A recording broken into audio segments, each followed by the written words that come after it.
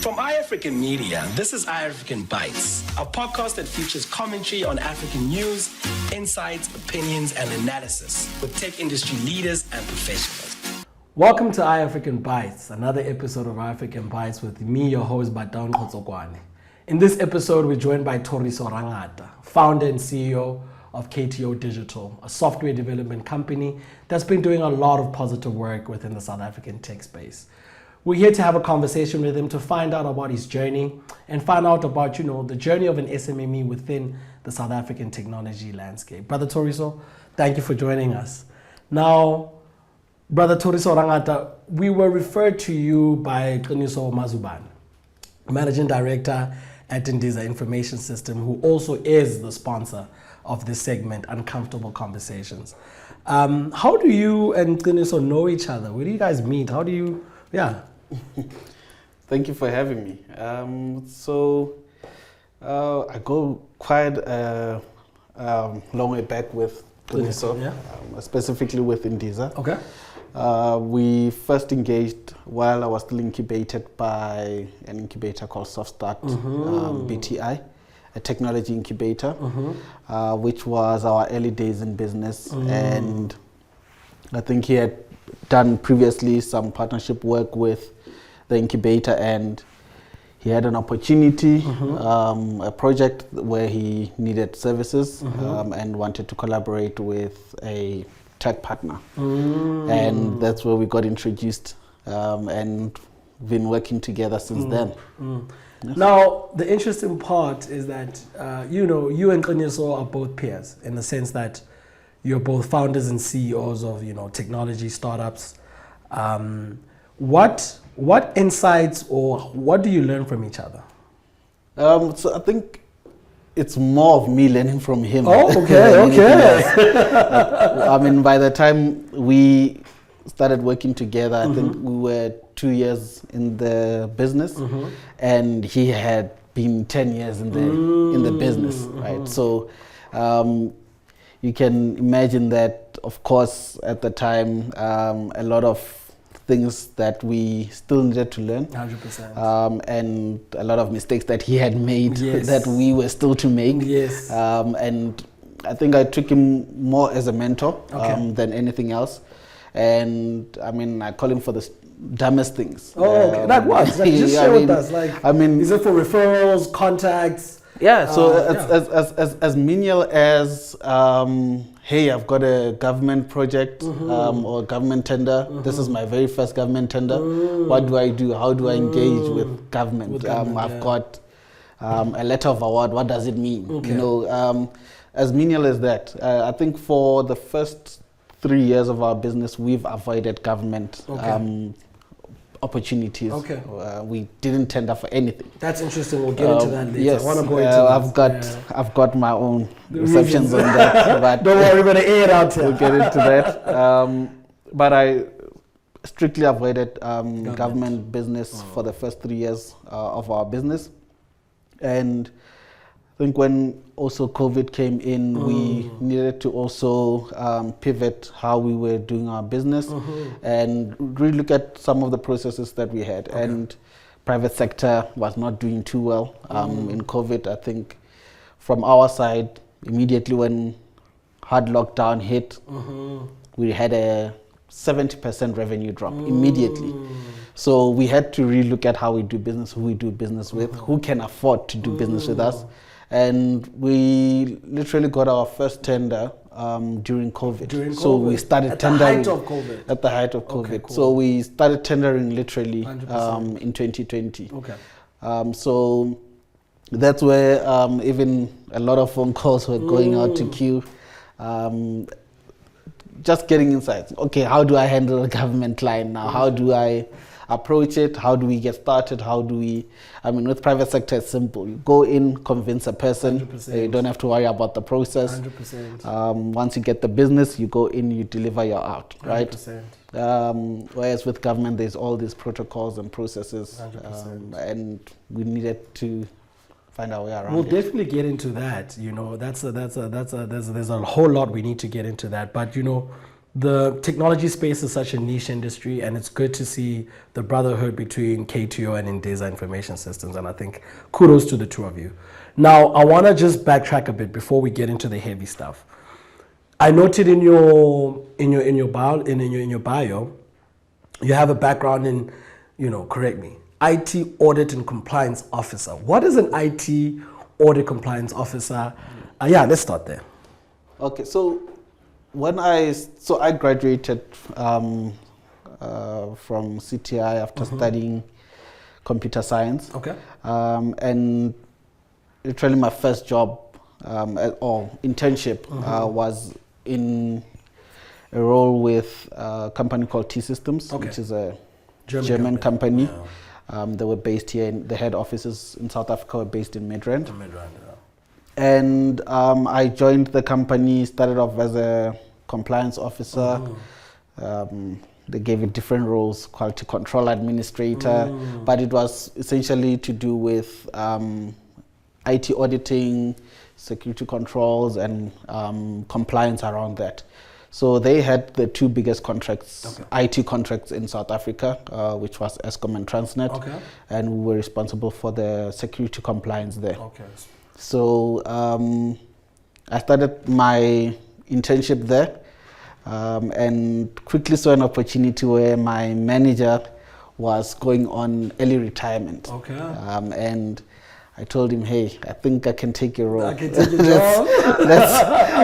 let's try it out. So it was mainly annoying people, really. Everyone approaching anyone who was responsible for giving any IT service to that to those divisions, which were the government entities.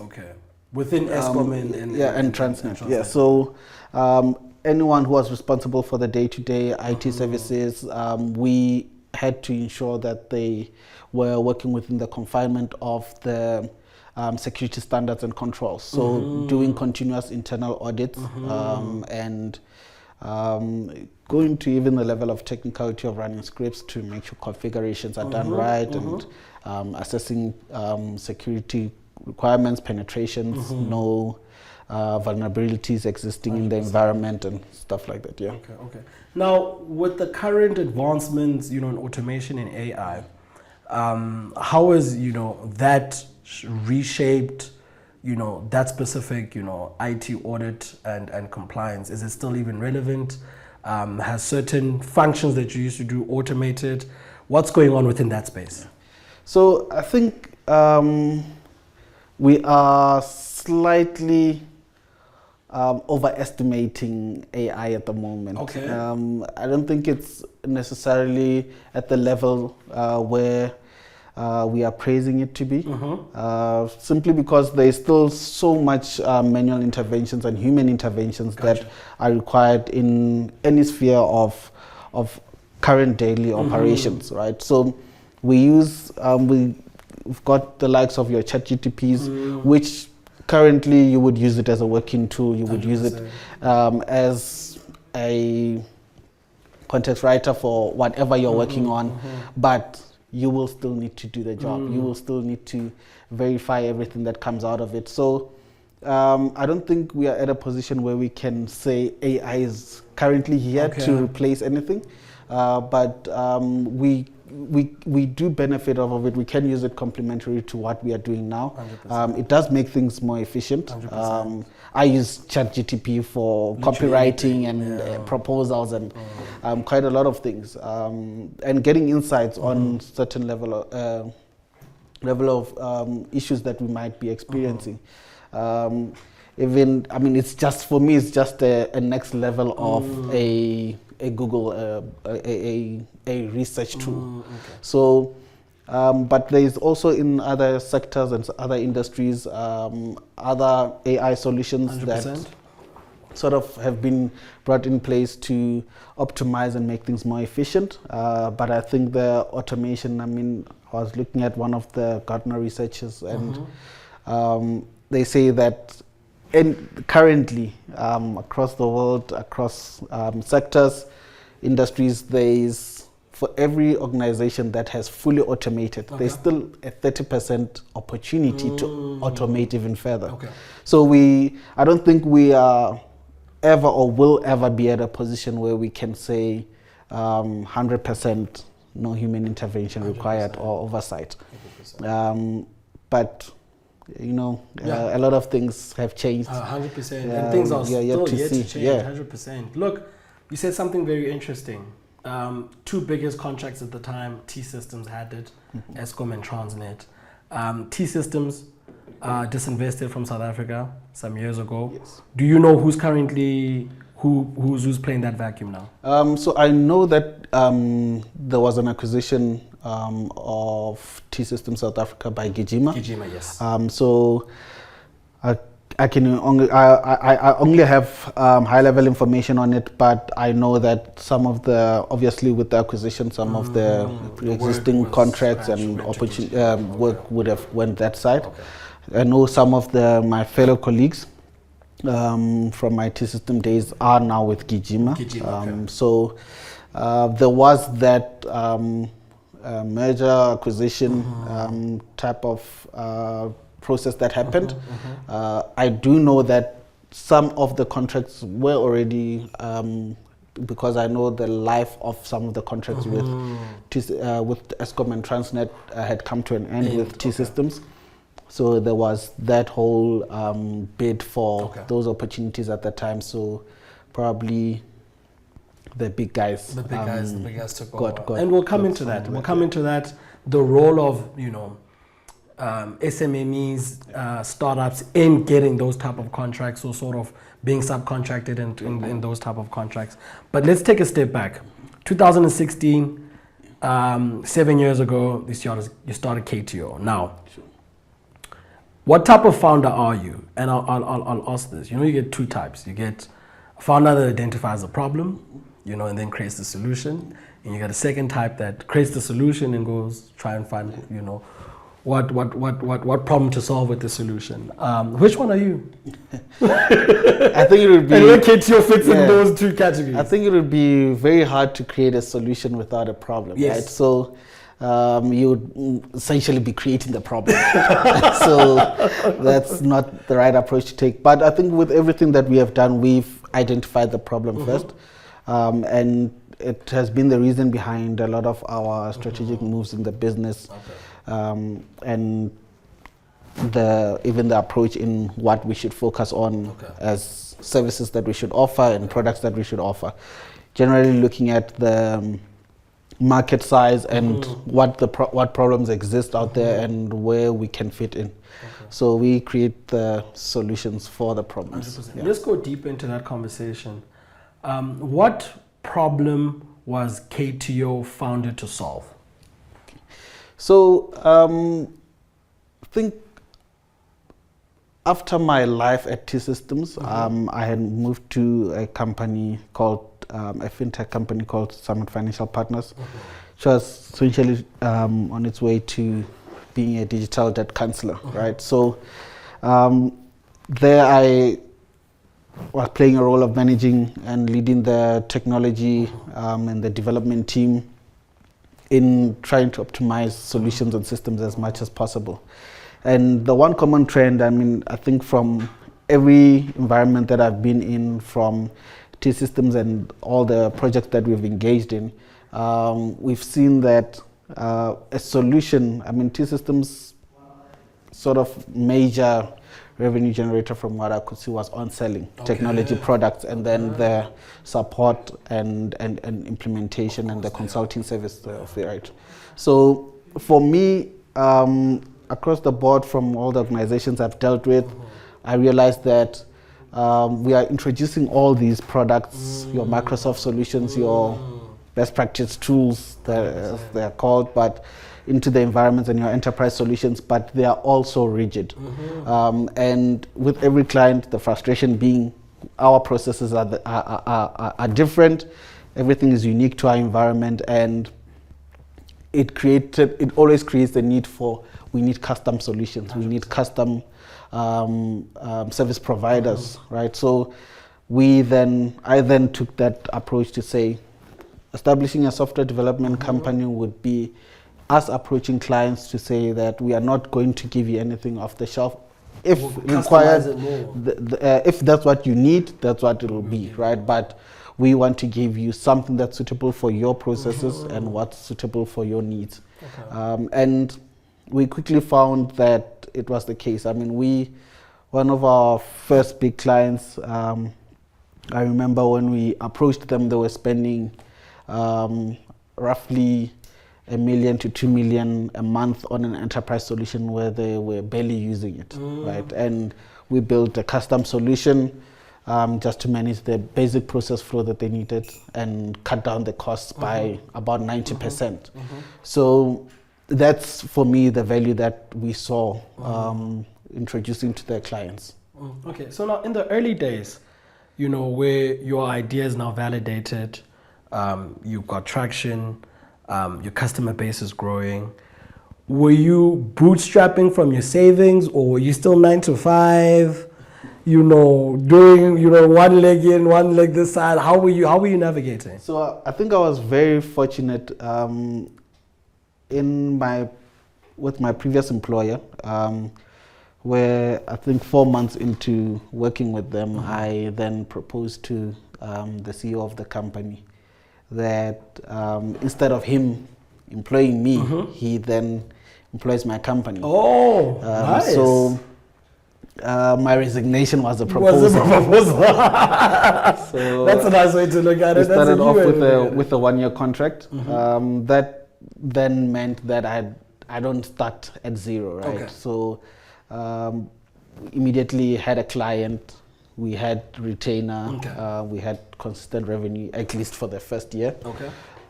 So your previous employer was your first client? Was my first client. Beautiful. Yeah. So that sort of helped fund the establishment of the company. Okay. Yeah. Wonderful. Now, I want to know, because you said something very important, or something, you know, intriguing in the beginning, where you said that you had taken a position as a company not to go for government contracts. Because, you know, a lot of tech companies that are owned by African brothers and sisters are labeled as tenderpreneur because of the over-reliance or reliance on government contract. Why, at that point, were you strategically not approaching government for contracts? My decision on not working with government, there's quite a lot of reasons behind it. But the initial primary one, in which was what I experienced firsthand from the very first tender that we got, and the main reason is the delays and the processes that exist. Lack of efficiency. Yeah, lack of efficiency. I mean, when we got awarded our first one just after the announcement for the hard lockdown in March, and I mean, hearing things and took until August before the project could kick off. So the project was awarded in March. It only kicked off in August of the same year. Jeez. And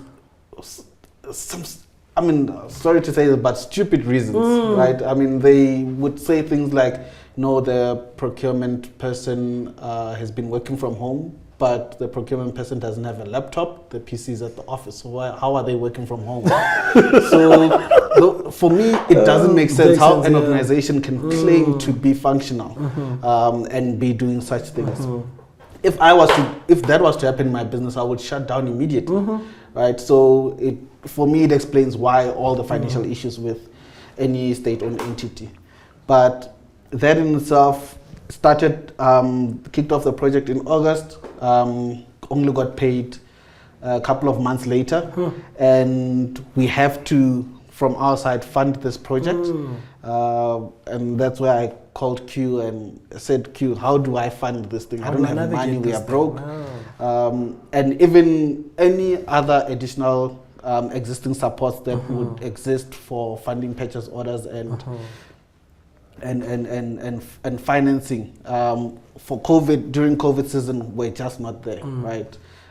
Even though government claimed to have all these CEDA supports and all of that, but they were inaccessible. 100%. Right, so I called him. he said, look, your supplier, I know someone at the supplier, let me give them a call. And he vouched for me, and they gave me a line of credit there.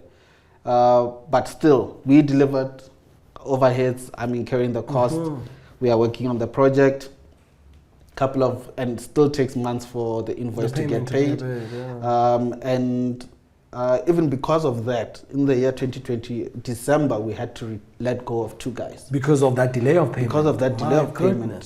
So we retrenched 2 guys.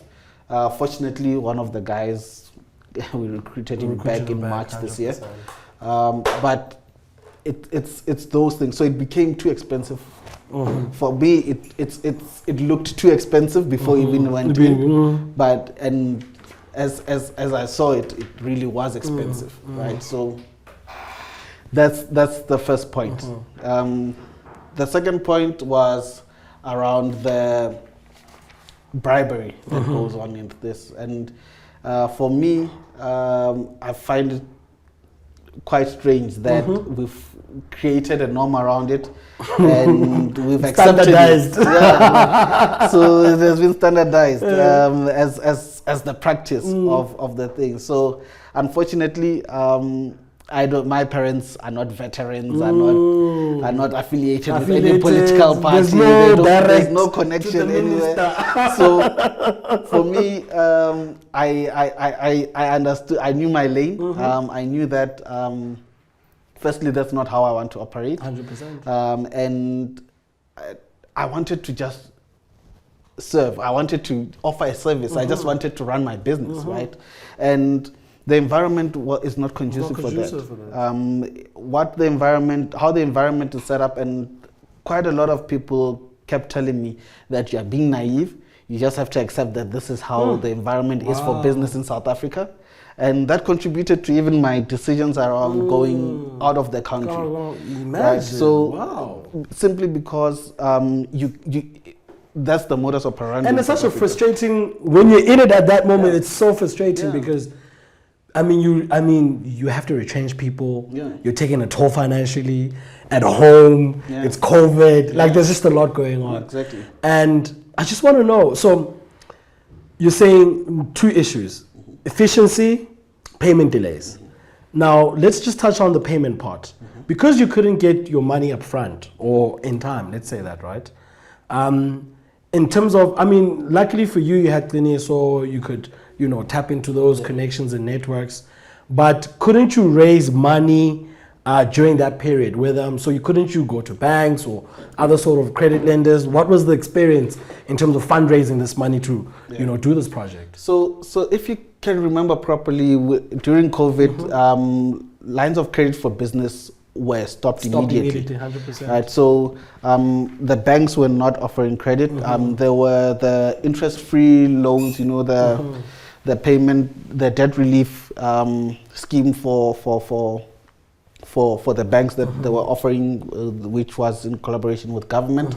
But even that was very limited. It was very limited. And it wouldn't have been, and I think we only managed to get access to even that credit later on, much later on, about early 2021, which was the following year. Project had already went on, and we had bled, right? So only then things were starting to open up a bit and things were starting to move. So prior to that, we couldn't access any level of fundraising. But I just want to know, before the pandemic happened, outside of your first client, which was your boss, how were you able to break into corporate as a client? I think that's really important for a lot of SMMEs because, corporate private clients are much more reliable as government. We've established that. How were you able to of course you've got your first leg up by your employer, as you said, but second, third client, just before the pandemic happened, how were you able to break into that? So I went aggressive in the sales. I'm still terrible at sales, but now you got a sales department. So I went aggressive with sales. I mean, from even the digital marketing, 100%. Annoying people on LinkedIn and things like that, and attending tech conferences, exhibitions, 100%. giving out business cards and cold calling. So that's literally how I was doing it, old school way. And look, it was not, the success rate of that was not too good, simply because of lack of experience and there's no trust or credibility in the business. Track record. Yeah, track record. I mean, we had just the one client, the one reference. And I remember I even changed my strategy to say, look, maybe let me focus on the small businesses that are trying to get solutions out. Start with those types of development projects, subsidizing the rates drastically, just to keep going, right? And we took that approach. It was very difficult because you've got about 20 projects. They're paying you peanuts. You're very busy, but with nothing to show really for it. But we were building that track record, and I think it paid out. Yeah. And then, I just want you to give me an honest reflection. Government versus private. Yes, at the time you were not getting a lot, but you were getting the sort of reputation and traction that you needed. What are the benefits of dealing with private vis-a-vis government? And just give me an honest comparison between the two. Yeah. So I think private, for me, has been based on merit. Okay. Right. So it's literally, this is what you're saying you're going to give me. If you deliver it to me, you get paid. And it's much easier to manage relationships there. It's more sustainable for business. I mean, like I said, my very first client was my previous employer. We still do work for them. We still assist them. We still have a relationship there.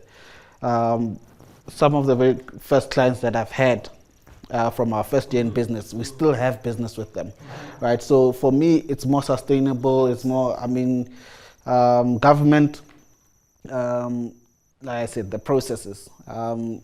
They tell you it's a 3-year contract, it's a tender for 3 years. At the end of the 3 years, we need to bid, regardless of your quality of your service and how well you've been good to us. But for me, it's not too sustainable. Okay. But on the other hand, which is something that can't be ignored. Government in any country is the biggest procurer, 100%. Right? So if you're selling licenses, if you're making money on headcount, you would need to go to government, 100%. Right? I remember from my T-Systems days, Transnet in itself would have about 70,000 users, right?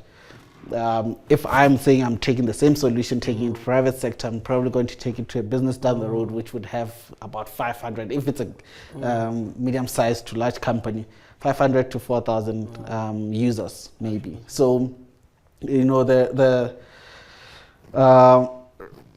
rent value of that is incomparable. So, government, you're most likely to invoice a bigger check, but there's a lot of moving parts. Yeah. But Thoriso, one could also, I can put it to you, and to say that because government is this big entity, and the checks are big. I'm just now touching on the fact that if after 3 years, even though delivery is smooth, you've delivered everything on time, what could say that you should tender again for the 3 years, because then you don't have an sort of an oligarch or monopoly over that specific contract. Yeah. So, open up the so other companies can also bid with you. What would you say to that? Look, I think it creates a fair playing field, and creates. I think the concept of the tendering process was to create shared opportunities, 100%. Right? And I think as a model on its own, or the intention behind it, is good. The practicality of it, or actually what is being done on the ground is something completely different. And as well, I mean, we currently bid drastically now, right? So because we don't have connections, so we throw everything. You have to go through the So I mean, our conversion rate, you're looking at a 1% conversion rate. I remember last year I think we threw out close to 60 tenders.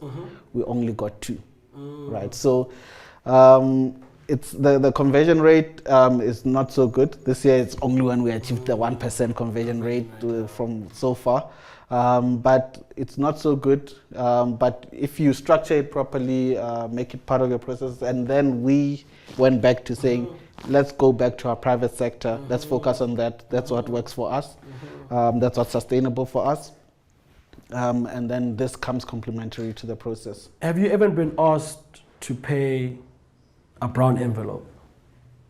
Multiple times. And that's why I can confidently say that it has been made a standard. Because for my benefit, how would the conversation go like? And the guys, I think, because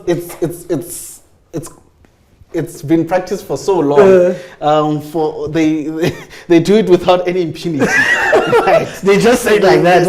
Right. Look, Chief, and fortunately for us, they approach us after we've been awarded. Okay. So I know there's nothing we can do about it. We'll see the hell out of them. So, but they approach it. So you're now in. If you guys want your invoices paid out faster, if you want things done, if you want projects written off and you paid, and those. And for me, it explained a lot. Situations like asbestos, where you've got over 200 million paid, nothing to show. Nothing to show for and it. Because for me, it was ridiculous. How are these guys? How does 200 million just vanish? How does 400 million get paid so quickly? And where for us, it's almost impossible to get a payment 100%. Without showing, getting project closeout reports, showing evidence of the solution and it working and things like that. But then, as you're in it, you start seeing what's happening, right? You start seeing that this thing, the rot is all the way from the top to the bottom.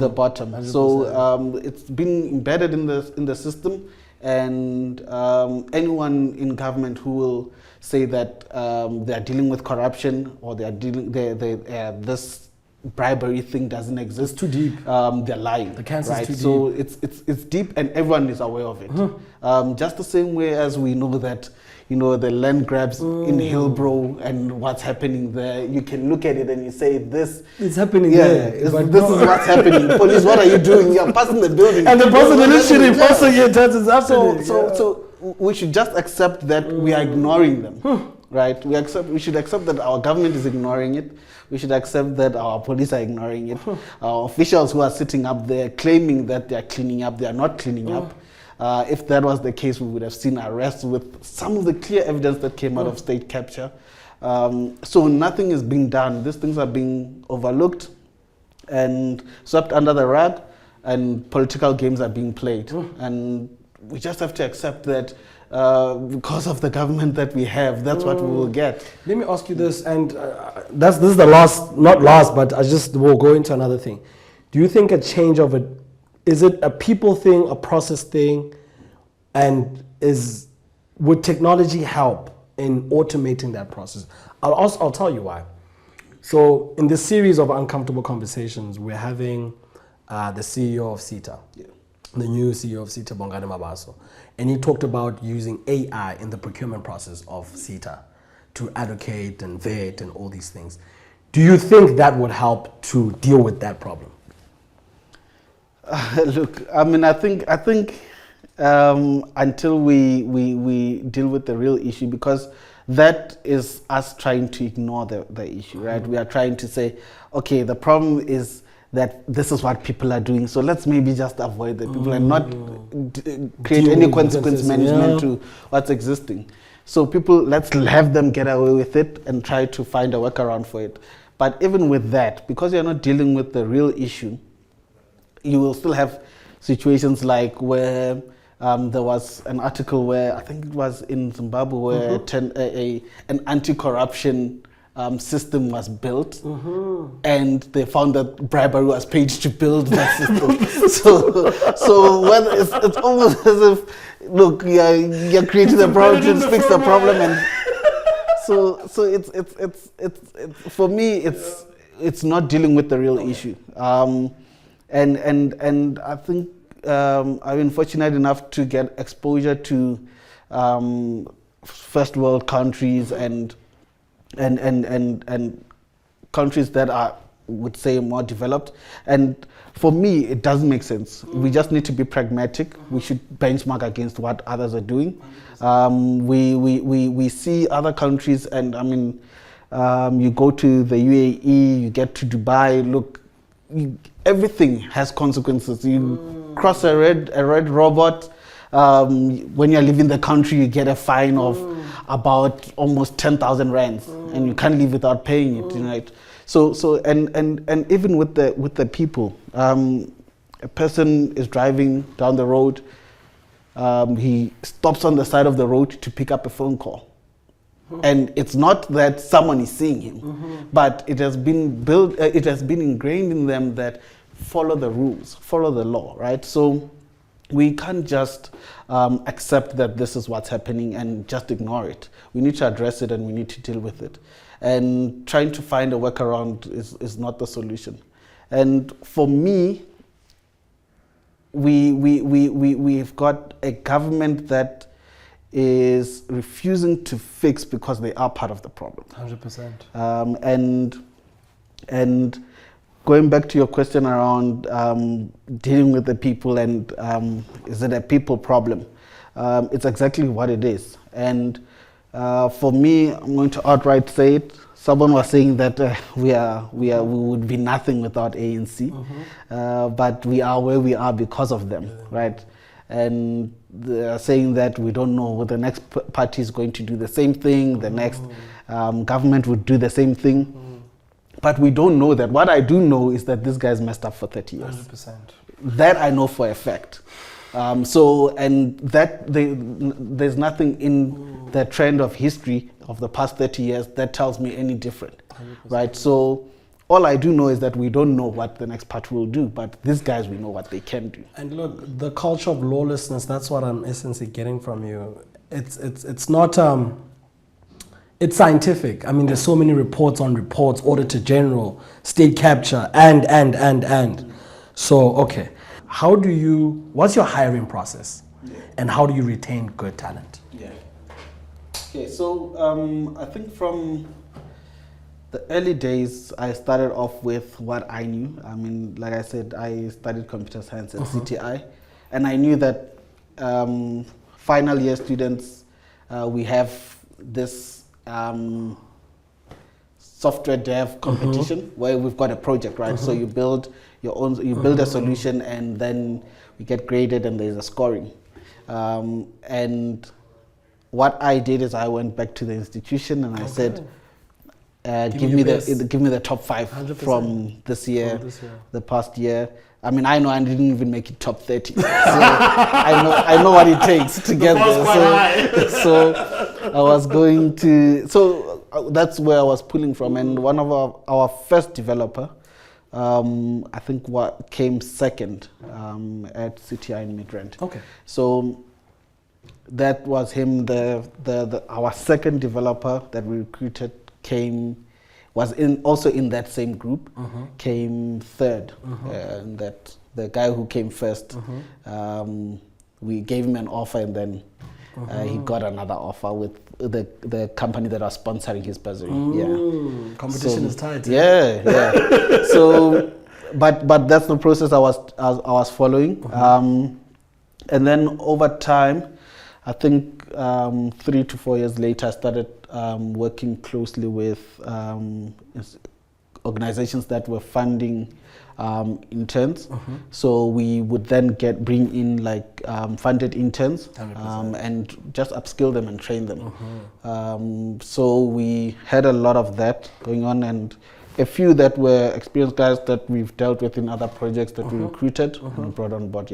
Okay, and then how do you retain them? What's your incentive to retain?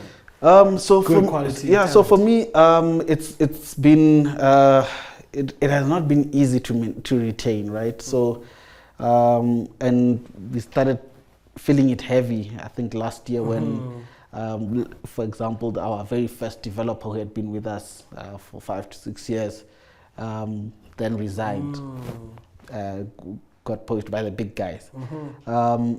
But it hasn't been easy to maintain because for a small business, it's very hard to create a corporate ladder, 100%. Right? Your growth structure can only go so far. So what we then do is we try to introduce development programs and see if we can't find whatever furthering education that they want to further, and whatever we can do to support them. And one of the things we were doing in our early days is I was sitting with the guys. Now I don't do that anymore, but I think it would be very tedious for me to do that. But I used to sit with the guys and I say, what are your personal goals? Because the company was my personal vision, it's my dream.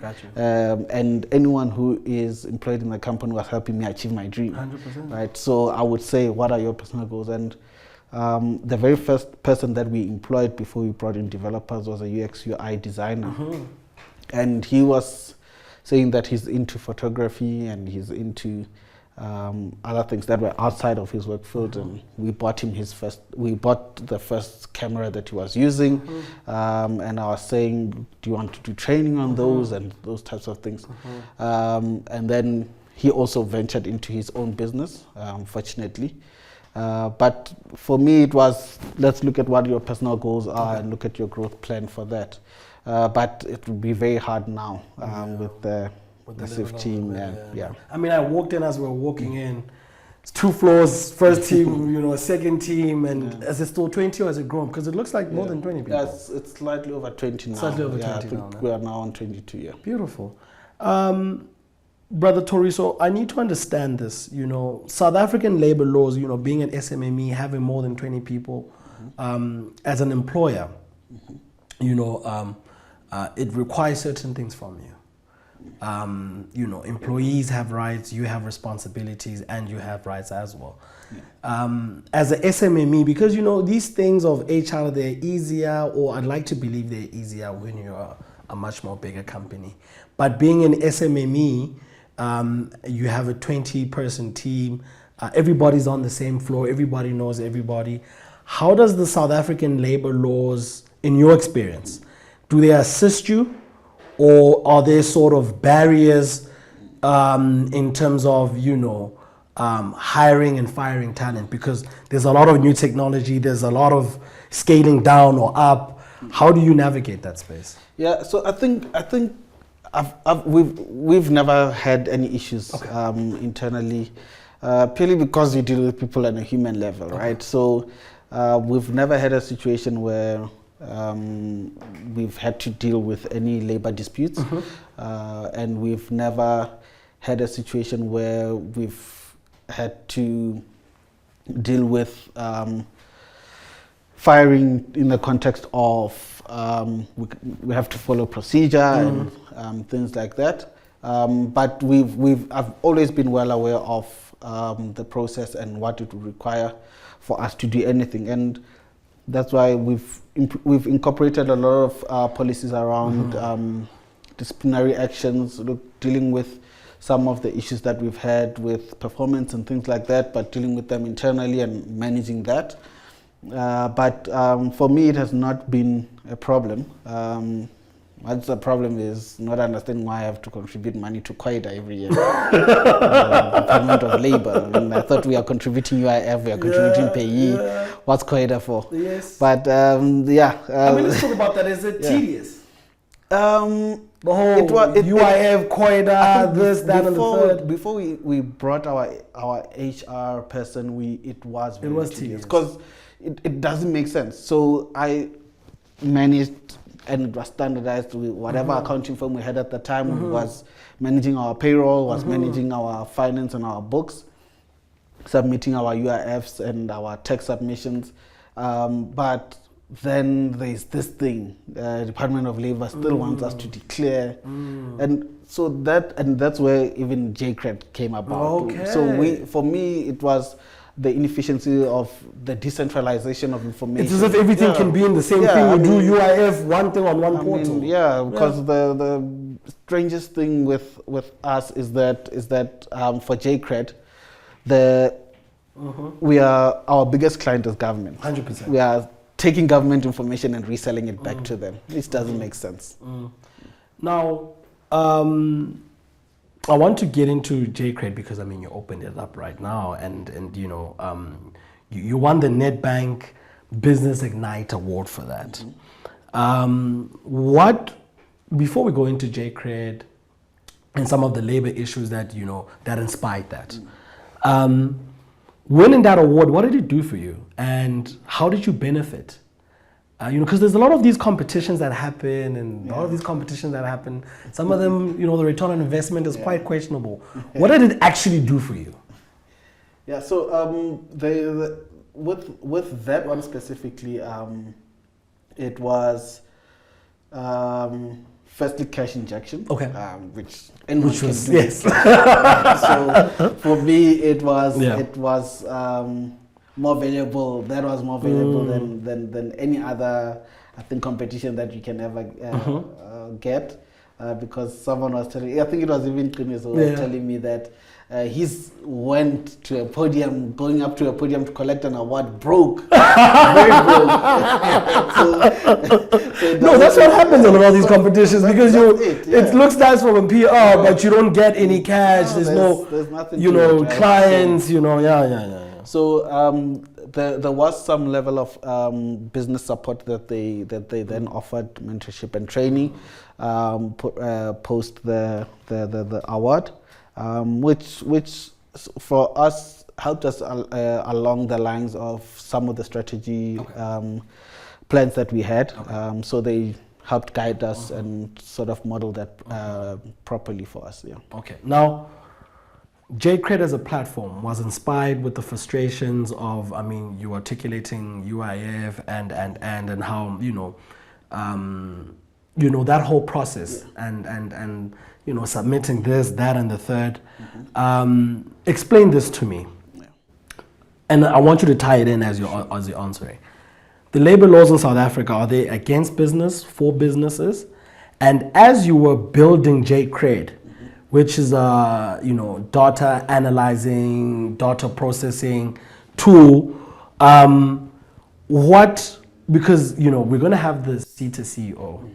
What would you recommend to him in his processing of information, data, submission, and on all these procurement processes? How would you within the lens of JCRED, how would you advise him advise him? So for me, what just doesn't make sense is how one government entity doesn't speak to the other, right? One of the biggest use case we've got with our solution is data verification, right? And we've got a recent tender that we got with one of the CETAs, and they wanted to verify the IDs of 25,000 learners, 100%. Right? And it's a state-owned entity that needs to verify IDs, meaning they need to verify, Home Affairs 100%. Information. Then they have to go to a private company, which is facilitate that communication, to just come and tell you that the ID is valid, right? So for me, it doesn't make sense. Look, I'm happy to be getting the business, but it doesn't make sense. And that's the other thing that's frustrating me with government. 2018, when we're doing an exhibition, we're exhibiting JCRED in Dubai at the tech conference, GITEX, and the Consulate General of South Africa, who's based in Dubai, came with, I think at the time was the Deputy Minister of, I can't remember if it was Transport. And they were walking through and they were coming to the South African stands. And I spoke to the Consulate General then about a proposal that we can help with what we've done with JCRED as a structuring, aggregating information. We're currently aggregating information from all government departments, and we said we can do it for government for free. And he then showed me the communications saying, look, he's passed my business card and this. So he believed in that? He saw the solution. I demoed it to him that he was amazed by it. And he proposed it to the minister. He sent me the communication saying, look, I'm following up. Nothing materialized from there. And the response was, no, I have to send me the contact details. I have to get in touch with him, and I have to. 2019, I'm back in Dubai. Same conference a year later. I bump into him again. And now, what's going on? Like, hey, no, let's push this thing. Let's push this thing. Yeah. Same thing. Communicates. Nothing materializes. Following year is COVID. We don't go to that conference. 2022. Back at the conference last year. He's now at the end of his contract. He's based there for 5 years. He's saying he still hasn't gotten back to you. I'm like, that's not how things work. And he said, you know what? I'm coming back to South Africa. My contract is ending. Let's deal with it there. He came back this year. We were communicating. Said, no, write a proposal. Mentioned that it is explicitly for free, and did the whole proposal, send it through. Nothing materialized.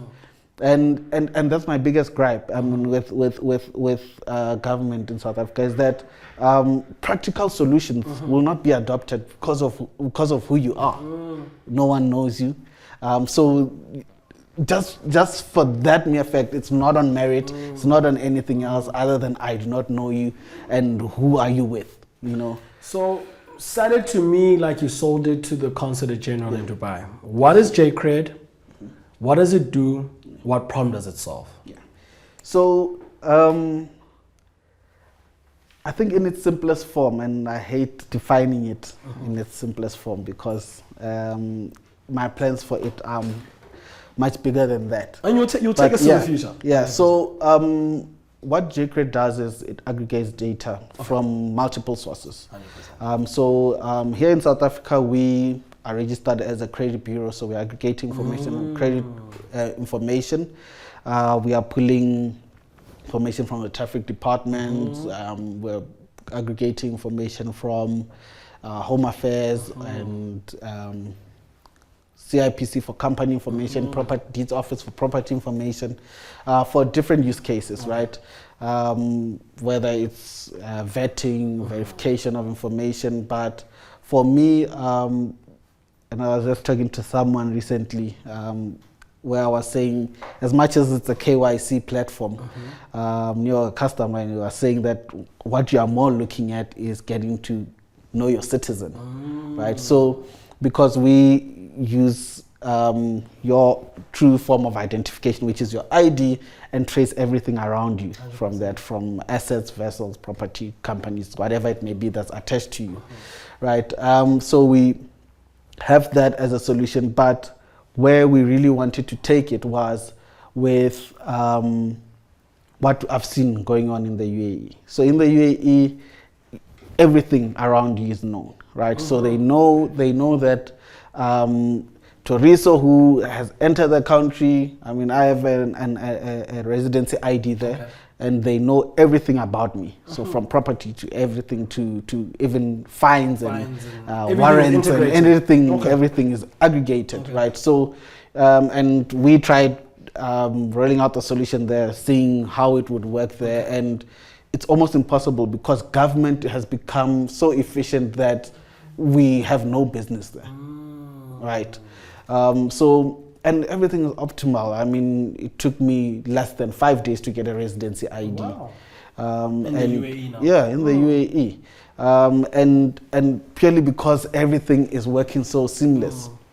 So we then, I figured that South Africa is not the place for us. And we then went beyond our border. We went to Eswatini to pitch the same solution. We pitched to their SPTC. trying to see how we roll out there. We've got some buy-in there, some interest there. We've now rolled out in Nigeria, Ghana. Okay. We just started rolling out in Kenya now. So we're aggregating as much information as possible. We've also got in discussion with their governments there to see how we can help them optimize the data and be a true source of information there. But if the solution is owned by government, that's where we want it. Because what we will do is we will be processing and optimizing their data and aggregating their data from all the departments, and they can then be able to have sort of efficient data processes. You are able to trace a person, which is what we are doing very well in South Africa, the tracing process, and it's the biggest use case that we've got going on. Okay, beautiful, amazing. And going into Kenya, Nigeria, how's been the reception in terms of speaking to government officials? I mean, you've shared a lot in the South African context, but how's other parts of the continent? Look, I think Africa is Africa. so you get to Nigeria, they say, my brother, talk to me. You get to Ghana, brother, talk to me. Get to Kenya, brother, you haven't started talking. So show appreciation. So Africa is Africa, but what we do from our side is our entry point is always what we know best, which is private sector. 100%. So we've entered there, starting with private sector, just like what we did with South Africa, where we struggled to get data from government. We used private companies that have access to that data. So we started the same fashion with those African countries. Some of the data partners that we have locally have presence there.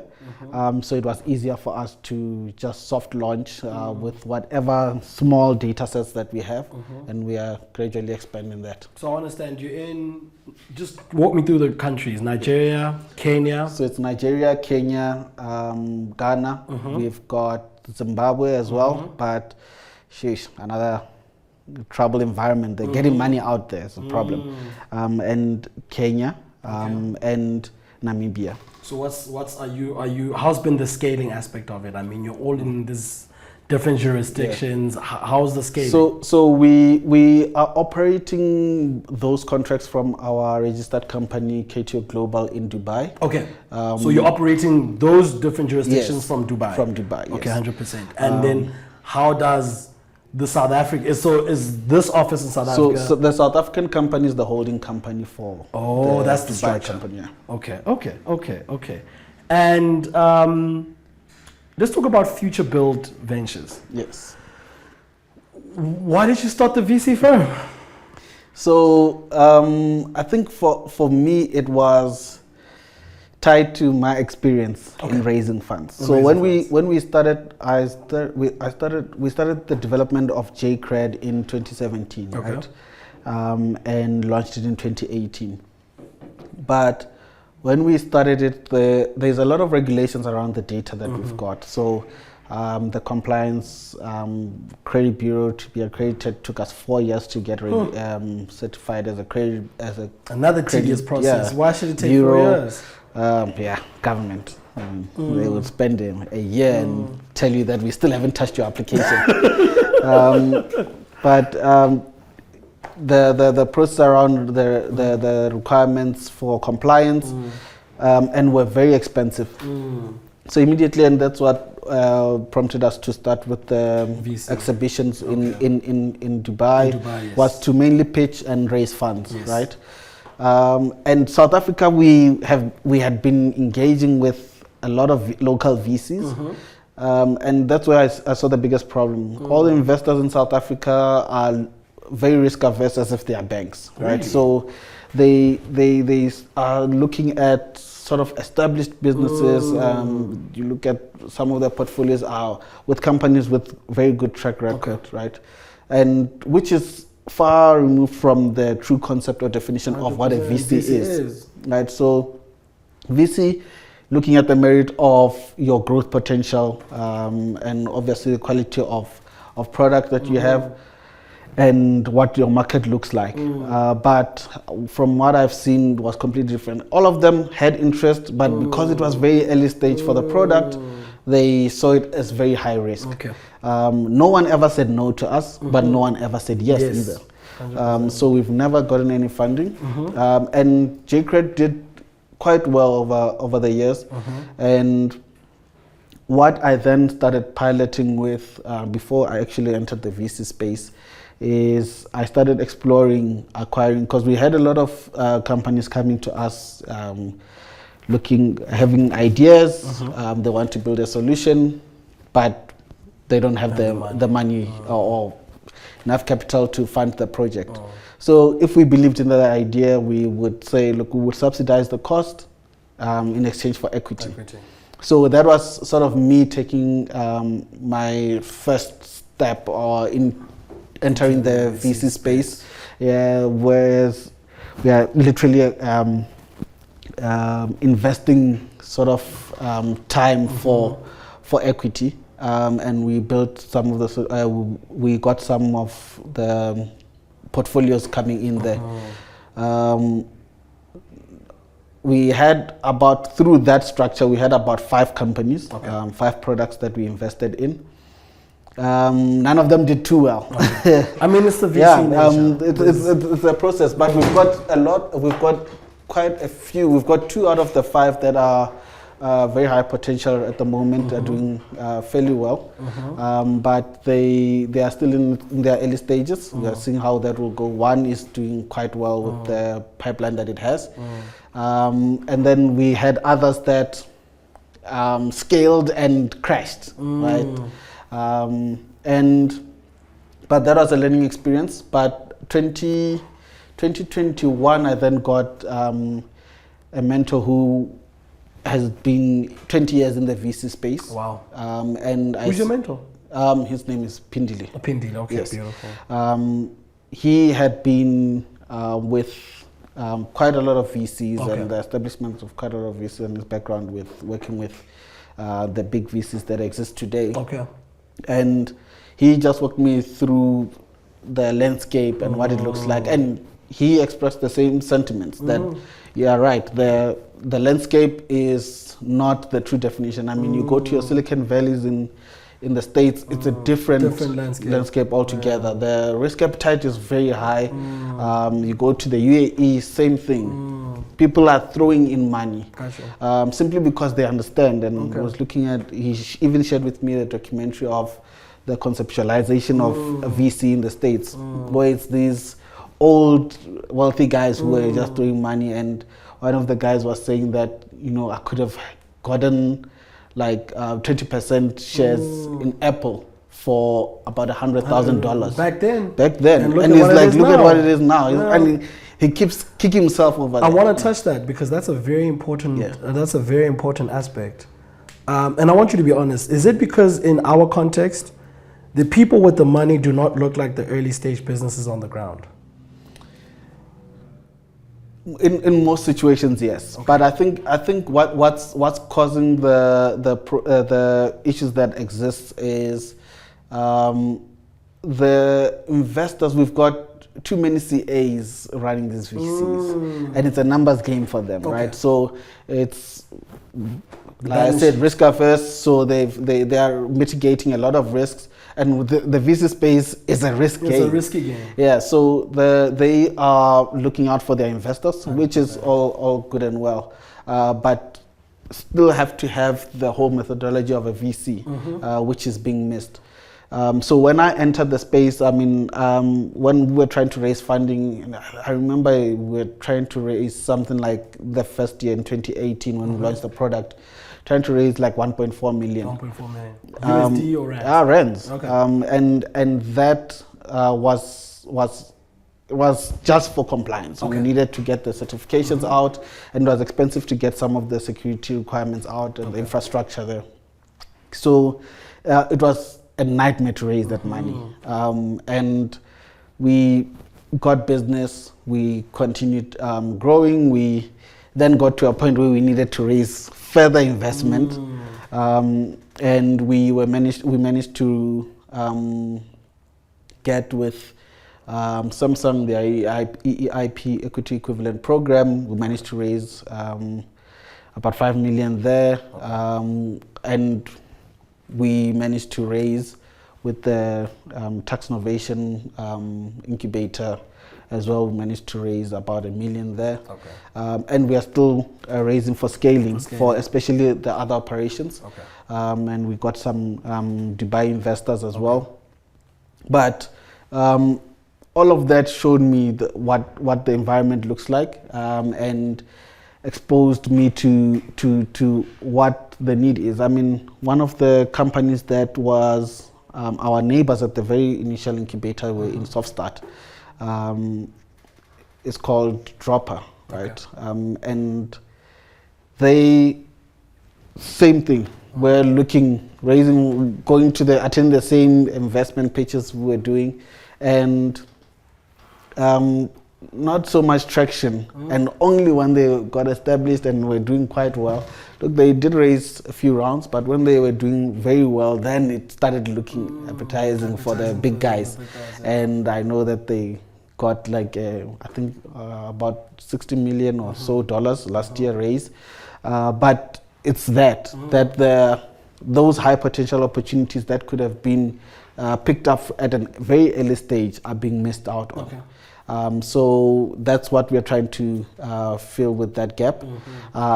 We are launching our first fund now. Okay. With Future Build Ventures. We've partnered with a company called Season 8 Capital. Season 8 Capital. Yeah. And Is it South African based? It's a South African based company. They've also, the founder there, Thabo, is quite experienced in the VC space, investment management and fund management space. This is actually his second fund management company. So we've collaborated there to work on we've got a fund that we've just legalized now. Tell us about this new fund that you're currently working on, this project. How much are you looking to raise? So with this fund, we are looking at raising 100 million. And the fund is going to be having a very simple focus, really, being tech solutions, tech products, all the way from seed funds to pre-Series A type of portfolios. And I mean, cutting, because we are looking at also seed funds, cutting as little as a 250,000 check, all the way up to 20 million. So this is going to be our very first fund, and I'm actually quite excited about it. And I believe we've got a strong team. So you're looking at from early stage all the way to late stage businesses, startups. And then with your previous fund, how many companies do you have in the portfolio? You mentioned Drop. All right. No. So Drop is not. No, they are a company on there. Also, we've had Family Law Database, which officially shut down last year. That was one of the. So I think the model, and that was a very good learning experience for me. Some of the opportunities that we took on, and that's why we are now collaborating with business consultants who are there to look at feasibility and making sure that the business is structured right. The approach and the model with that, and it had huge adoption. So with that one, we're looking at competing with the likes of the big guys, your LexisNexis, in the legal fraternity. And we launched and had huge adoption with the law firms, and launched different iterations of the solution and versions. And one thing that I think we never asked ourselves is, why are the big guys charging so high? Is this not for access to law reports? Yeah. What was the solution? It was a digital legal library. So where case summaries and LexisNexis, Juta, Juta type of solution. So we did fairly well in market adoption, subscribers, but I think the cost of managing content and scaling the content was what was killing us. Okay. Where we were even when we looked at the next phase of launching an iterated version, it was just going to be very heavy on capital. Okay.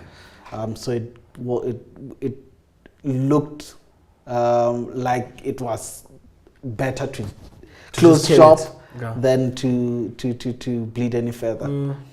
And so we had that. We've had other investments such as a product called Trice Pro, which was focused on the health sector, specifically emergency services, medical, responding to hospitals. So we had actually piloted with a hospital in Pretoria, and in their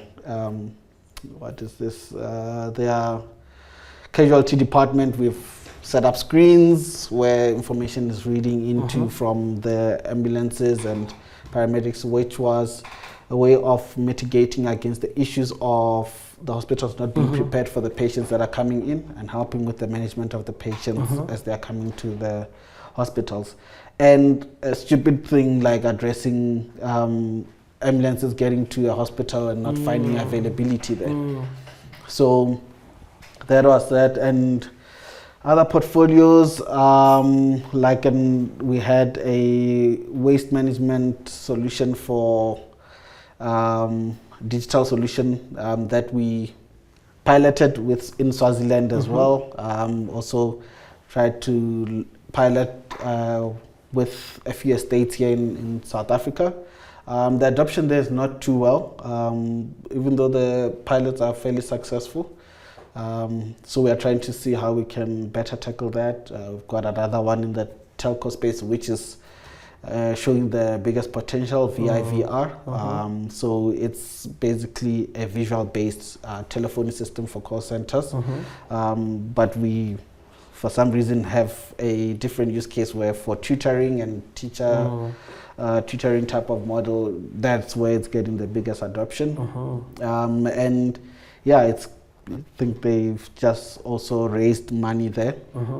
And it's doing fairly well. It's running a few projects that are doing quite well there. What is future Build Ventures investment philosophy? And I want you to be very specific in, talking to potential entrepreneurs. Why should entrepreneurs consider your term sheet over other VCs? So I think the biggest value that I believe that we are introducing is pragmatism, right? In the sense that we've walked that journey.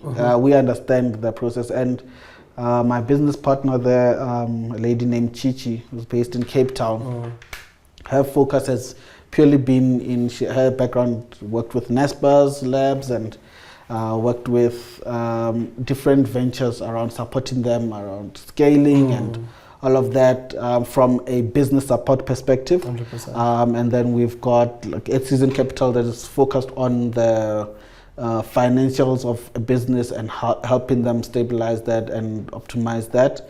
And from our side, coming in from a technical support and technology experience.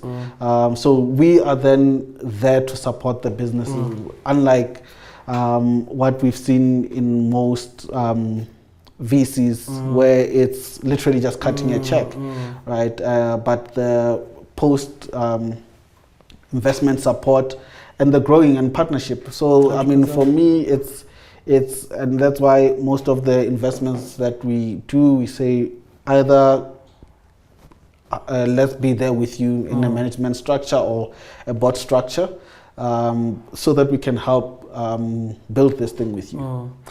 Thoriso, look, and this is the uncomfortable question. We have a situation in South Africa where Naspers Foundry has essentially closed shop. Yes. We have a situation in South Africa where RMB backed Alpha Code has closed shop. Why are you investing in South Africa? Why can't you just take your money, and go to Dubai or go to other markets that are more friendlier, or where you guaranteed returns for your investors. What is your business confidence in South Africa? So my business confidence in South Africa, surprisingly, is quite high. Okay. I think the one thing that I love about South Africa is the resilience, especially in the entrepreneurship landscape. South Africa is what it is because of private sector. If we were really dependent on our government for the sustainability of this country, we wouldn't be where we are today. Definitely. So private sector is keeping this country alive Together, and you can see that to an extent they are starting to realize that in government, by introducing more partnerships with private sector. 100%. You see that you can now sort of go and apply for an ID at a standard bank. Those types of taking that level of approach in your operations would 100%. optimize them greatly. There is no reason why a post service can't be as efficient, right? When you've got a take a lot type 100%. Of model. So I don't get why a post office is at the state that it's in, right? I don't understand why ESCOM has got the entire market, but it has financial issues. It has delivery problems. It has operational problems. I was even laughing during COVID when before the hard lockdown, they said that they are having financial problems, collection problems. They're not raising enough money, utilization and all of that. And then COVID happened, and they were even saying that we can't keep up with the capacity and all of that. And then COVID happened. Factories were shut down. Consumption to the grid was less. Yeah. Now they're saying money is a problem now because people are not consuming as much. But what do you want? What do you want? Do you want less consumption? Do you want more consumption? And for the government is becoming a typical business nightmare. Okay. Because a postal service where every South African has to use it for postal services. But they've got the market, but they can't deliver. Right? So it's that's terrible. But if you look at the private sector space, businesses that are surviving today are businesses that are offering value. 100%. So you look at them, and even in our investment thesis, like we are looking at high growth potential businesses, not just limited to South Africa. We're actually looking at Africa. But in South Africa, we are saying that your business must be able to scale. So whatever value you think you can offer here, you should be able to offer it everywhere else, right? So that's the one aspect. But like I said, the environment is not too conducive for business in South Africa. And I was discussing with someone, and I was saying that, look, if Elon Musk was still in South Africa, it wouldn't be the Elon Musk we know today. 100%. Right? Simply because it's not conducive. Doesn't support that vision, doesn't support one of the biggest VCs in the world, based in the States, is run by a South African as well. Would he moved to the States at the age of 20 to study that side. But would he have been what he is today in South Africa if he was in South Africa? So the environment is not conducive for growth, right? But we do see that there's a potential for people who are bred in South Africa to what they can achieve. So what we need to be able to think of is not limit ourselves to South Africa. 100%. But South Africa is a place to be, and who wants to go to Dubai? It's hot there. so there's no winter there. I'm going back there next week, and I'm bracing myself. It's going to be bloody hot there. So, but that's my biggest gripe with it. But I understand and I see. I mean, we are a business ourselves. If I can't invest in myself, if I don't see myself as an investment opportunity, then I think we are doomed in South Africa. Yeah. Thoriso, you wear both hats, two hats, right? You are CEO of KTO, founder of KTO. You're a general partner at Future Build Ventures. How do you juggle between these two positions? Being in business yourself or running a startup yourself and looking to invest in other people's startups. What's the benefit? And at the same time, what are the challenges? Yeah. So the biggest challenge is time, right? We all have the same 24 hours. So, but I think one of my plans at the moment is looking at sort of stabilizing the structures in KTO Digital and ideally the management structure so that it's a well-oiled machine that is sustainable and running by itself so that I can be able to focus on the VC. Okay. Woo! You've got time, 24 hours it's not a lot of time. It's not. No, 24 hours is not a lot of time. Okay. Now, this series called Uncomfortable Conversations, we're gonna be talking to a lot of sort of, business leaders and government leaders, really highlighting the challenges of SMMEs and technology, and KTO is a perfect case study. Your journey, and I think your robustness in different sectors of the economy, be it in fintech, be it in IT auditing, now solving problems with data aggregation, or is it with JCred, borrowing from your experiences and from your journey in running all these things. What problems, if you were to advise whatever government leader or CEO of an SCS state-owned company, what are the pressing issues that need to be urgently dealt with? If you can identify us those pressing issues and also share some potential solutions. Yeah.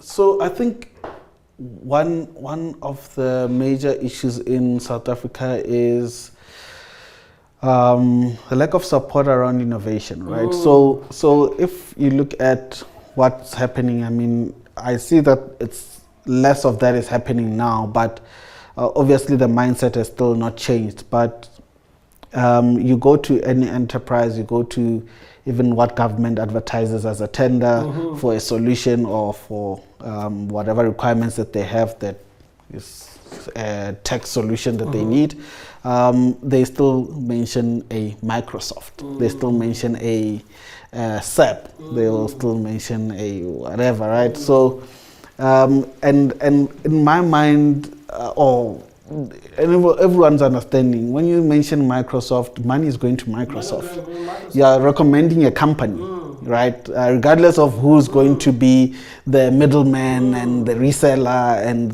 why is it? Is it the confidence in South African tech companies? They no confidence by government? So we I remember in our early days we started off with a CRM solution, right? An in-house product, and when we kept approaching companies that were using a Salesforce, a Microsoft Dynamics, the common statement that everyone would make is, but you don't have capacity, right?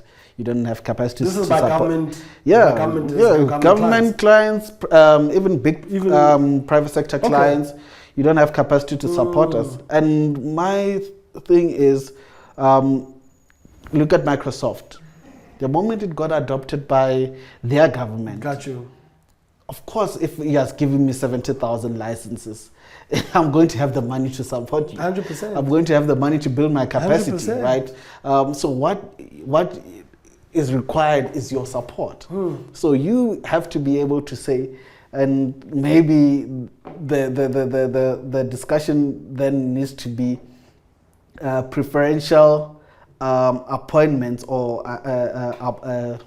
assessments 100%. should not be on skin color, but should be on South African, right? Should be on local, right? And that would sort of an outcomes-based policy approach to giving out tenders or giving out work to say, not necessarily, and I think that's my problem, right? And I'll say this statement. It's very tick box exercise vis-a-vis outcomes based. Who would this by awarding KTO or awarding whatever company, what the awarding KTO, does it benefit the country the most to give KTO? Exactly. How many people, or you know, what outcome, you know, do that? Yeah. So to say. Exactly. Yeah. I mean, you look at massive contracts like the controversial one that was the payment distributor for the SASSA grants. The SASSA grants. Yeah, cash master payments. Yeah, but they were using Net1, an American company, American solution, billions going there, right? How many payment distribution agents do we have in South Africa? Locally built, fully. When things go wrong, you know where to find him. He's there in mid-range, right? We had situations where Oracle had Eskom at ransom for the 7 billion that they were owing. And I'm like, that's money to an American company. Right? And is it that there are no databases, there are no other open source solutions, nothing that anyone could have given? What do you suspect? Is it the brown envelope? I mean, look what happened with EOH in the city of Johannesburg. Yeah, that was. It's. I think at that level it is right, and they pass it off as justification for many things. Yes. No, we needed OEM operating at a high level, and there's benchmarks from other countries and all of that. But you're looking at their solutions. They are looking at solutions for their local 100%. companies, right? So it's that, and I think it's self-interest. But the biggest problem that I've seen with our government is that we've got people leading us who don't know what's going on. So it's hard for them to go and recommend that we go South African when they don't know what's happening in South Africa. And they don't even have the capacity to understand and comprehend what's going on. So when they are going out to engage, we've had so many situations where we're engaging with these ministers and engaging with them, but you can see that the person just doesn't have the competency to understand and comprehend what you're telling them. Right? You're telling them that there are solutions. They are here. Are they willing to listen, or can they understand? That's a different thing altogether. So we have much greater problems than what we know. And on those problems, you know, let's dramatize this. Let's make it interesting. Those famous late calls that you have with Thoriso. And I'm gonna pick on CETA. Yes. Because, you know, they're in charge of technology procurement for government. So we're on this, you know, we're dramatizing. I'm Thoriso, late night, whatever, I don't know. You've had, you know, whiskey or whatever, I don't know. Take us through, take us through your complaints, you know, to the CEO of CETA. Yeah. What needs to happen? What are the problems? Yeah. And just take us through that. Yeah. So it's for me, I don't know if I'm oversimplifying it, right? I think it's pretty straightforward, and the intention is always then, but it ends up becoming political talk, right? I mean, you look at the likes of, what's this, CEDA that built this portal for companies that are South African to bring out their solutions, and I don't know what that leads to, but they are saying put your companies there, your products there. Honestly, I didn't bother with that.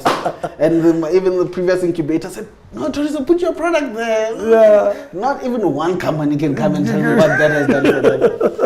And there was R1 million spent on a WordPress site. Yeah. But for me, it's quite simple. CETA, are you considering local solutions first? There are solutions that are working. There are solutions that are being utilized. I mean, I met two amazing companies that are doing ERP solutions, doing payment solutions. I mean, one is even rolled out in the lottery. Amazing solutions that are very, very, very unique. Solving problems that your Microsofts and your SAPs are unable to solve today. And they are fully locally owned. These guys, they are saying that their business is not here in South Africa. Because in South Africa, if you don't come with an OEM letter that says SAP, they are not going to accept it. They are not going to bring an OEM letter that says you are accredited with Microsoft, they are not going to accept it. Because they don't know what a and I'm going to mention this one solution, EcoX, is an amazing ERP solution, workflow management system, automations, amazing. And these guys and the one company said that they ended up having to go and be headquartered in the States because there they are being accepted on merit. And when they are showing like for like with a Microsoft there, they are showing that they are coming out as the better solution. 100%. So here it's not on merit, so these guys need to push more. And it needs to be by regulation. It needs to be on paper because that's clearly how these guys operate. To change the mentality of the guys internally, because everyone internally just follows a tick box exercise. We've been rejected for a solution because we don't have an OEM letter, but we are saying we are the OEM. You want me to draft a letter to me? Recommend yourself. To say I'm accredited for my own product. I'm showing you evidence that this is my product built from the ground up. So the guys down there are following tick box exercises. So something needs to change through regulation for 100%. Them to also follow a tick box exercise that says you are a South African product. So therefore you get preferential assessment, right? So, but it needs to be re-looked at. It needs to be regulated. A lot of basic solutions are not being adopted. I think South Africa, we are in a position where we are a bit further than other African countries from my experience, and we've got basic. We are trying to solve big problems. We are still, and this, again, the political narrative. We're still mentioning we're mentioning all these AI things, but can we just get a person going to Home Affairs, simple thing, coming out in less than 10 minutes, 100%, right? Because you go there, they say you're offline now. Offline, half the day. It takes you. You've got my data. You've got everything on me. I still need to wait a month for me to get an ID. I still need to. You get what I mean? You're still going to tell me it needs to be printed centrally somewhere. I mean, come on. So we are overcomplicating things that's supposed to be simple. Okay. Brother Thoriso, this conversation has been wonderful, and I wish you nothing but success. I wish you nothing but, it's always beautiful to understand the tech landscape from an SME point of view, and I think what KTO, what Future Build Ventures is doing, it's beautiful. And I wish you nothing but success. Thank you for, coming on to iAfrikan BYTES. Thank you for your time. Thank you for your experience. And definitely, this is a first of many others. And we wish you nothing but the best. Thank you so much, brother. Thank you very much. iAfrikan BYTES.